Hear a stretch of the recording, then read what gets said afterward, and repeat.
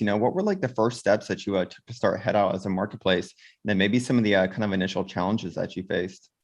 That's a long story. Okay, let me try and talk about the ones that were really interesting. So I think what's extremely unconventional about our story is that we decided to sort of launch Headout in the US, even though both my co-founder and I don't come from the States. We have not lived there. We've not studied there. We literally, like, I came to the States for the first time after we had incorporated Headout, right? So we did something that was batshit crazy, and I don't recommend it to most of the people, but we just felt like there was a huge market for last minute experiences, and it was in the West, not in India where we were.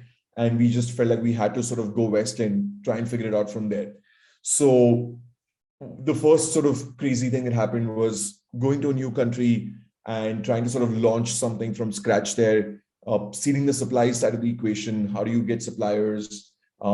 We didn't have a network, etc. So I think that entire process of how we got ourselves embedded into the ecosystem was a really interesting one.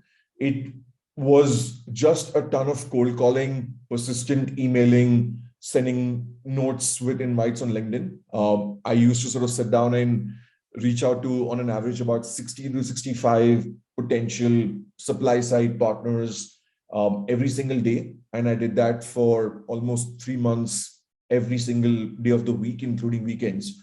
And then I used to sort of be the guy that was also sort of on customer calls.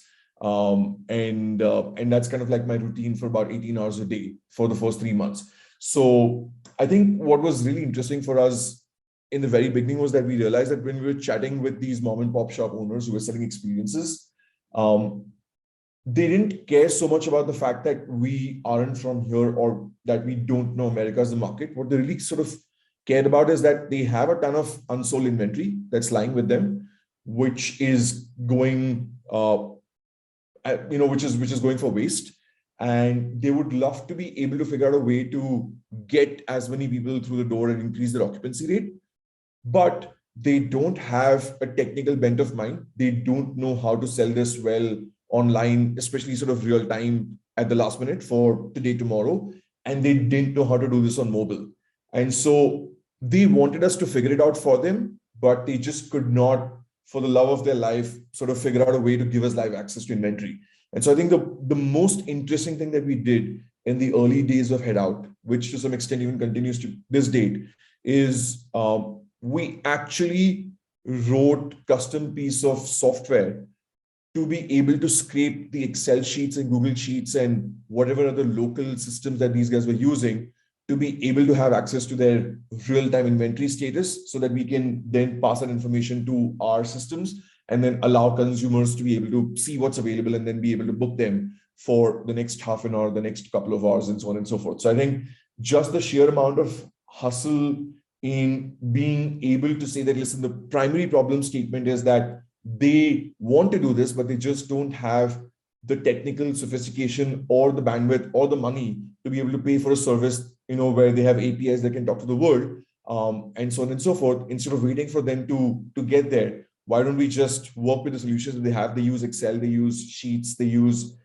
some local ERP. We're just going to write software that will scrape their front end, they'll scrape their screens and get that information into our systems, process them, and have that available. I think was a huge move in the right direction, which we kind of stumbled upon in the first few weeks of trying, after having like incessant conversations with some of these guys and trying to sort of fix them. So interesting days, was a lot of hard work, but I guess we wouldn't have it any other way because it sort of really gave us a good insight into always solving for supply side problem statements first. And that almost always leads to whatever solutions that you want on the demand side. If you have a great sort of product, if you have a great supply, then demand will come to you. But that's kind of where the meat of the action lies. And that's kind of the big takeaway that we had from the first, I would say, 9 to 12 months of Headout.